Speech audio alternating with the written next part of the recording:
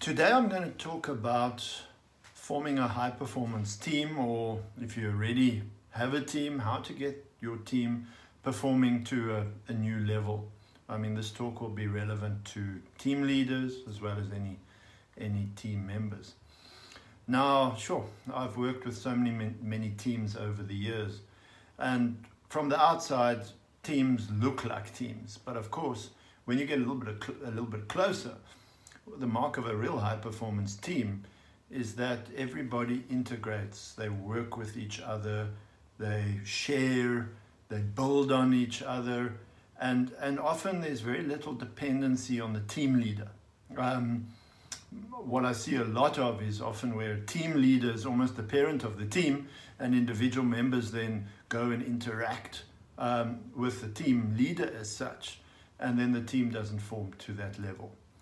So a team from the outside looks like a team, but in reality, to deeply interact is an act of volunteering. Team members actually need to volunteer to interact with each other. They choose that. So it's a lot about, so see the team leader almost as a facilitator rather than a parent or a controller of the team. A facilitator to say what can that person do to really help that team step up and have them volunteer to choose to interact with each other for the greater good. Now there's a little model I use which is quite useful for looking at a team, and it's got a number of steps. At the end of this video I'll put the whole model up on this video. So the first thing is any team must have a common purpose. So this is quite simple, really. Let's say it's an IT team. Then if you go and look at the whole organization, hopefully the organization has a strategy and has goals to say, let's for example, simple one, increase our revenue this next year 10%. All right? Then if that's cascaded down to the IT team, it becomes what is their role? What are the goals they need to achieve, which is going to assist the organization stepping up? And for the team to really work is what is their purpose connected to the customer? And ideally these things are cascaded all the way down. So very clear common purpose where each person in the team really knows what to do. Then the next step is each person must have very clear roles.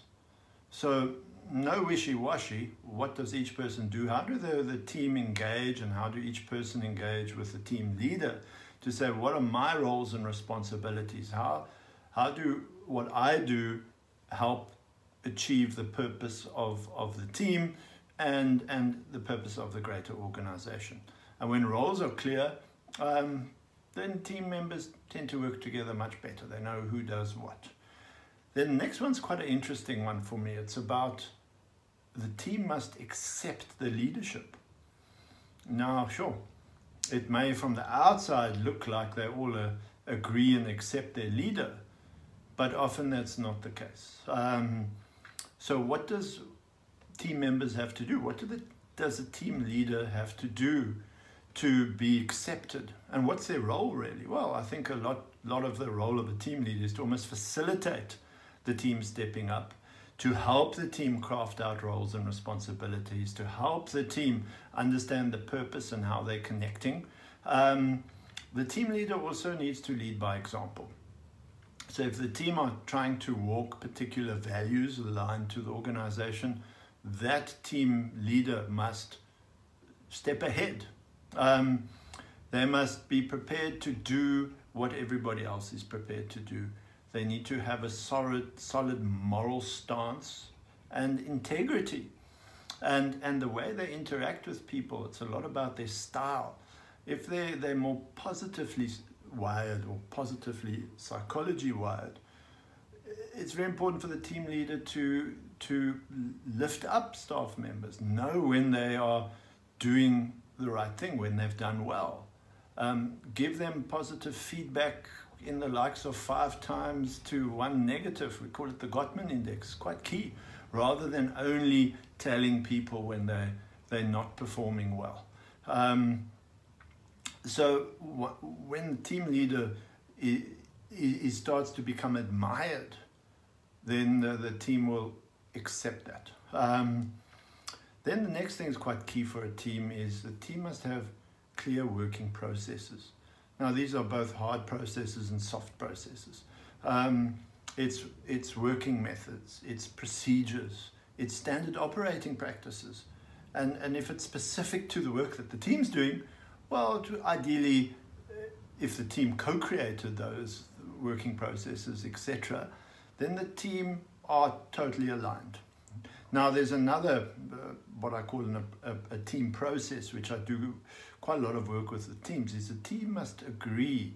I call them rules of engagement, in terms of how they're going to really step up, how do they give each other permission to give each other honest feedback.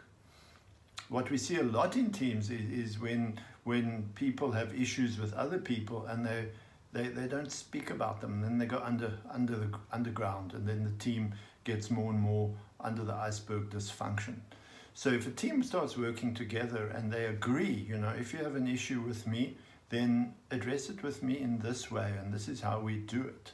And if everyone then sets up rules of engagement, this is how we work together, this is how we communicate, this is how we interact and talk the truth, then it becomes, those rules almost help a team totally step up. Then the next step is, well, team members need to have solid relationships. And this is quite an interesting one for me. Solid relationships don't mean we have to be friends. In fact, often team members that are friends start having issues where they don't want to share the truth or don't want to challenge each other. And we know that high-performing teams, they talk about everything, they share everything, they're totally open. So we need to have respectful relationships with each other where we share and we open and we challenge and we respect each other's roles. But we don't have to be friends, quite an important thing. And then the last key area that a team needs to be good is excellent communication. Now, as I'm sure you all know, is as humans we make a lot of assumptions. So if someone's treating us a certain way or not greeting us, we make assumptions. We also make assumptions about where the organization's going. So team members need to put in a process to really communicate, regular meetings, regular interrelations. Again, the team leader has a key role to help facilitate, to make sure that everybody can see the true information. And yeah, this is the end of this talk. I'll put up this model in a moment. And focus, it's very easy to form a team, but it's hard work to help the team really step up to a new level of performance. And the easiest part, or the hardest part rather, is to start.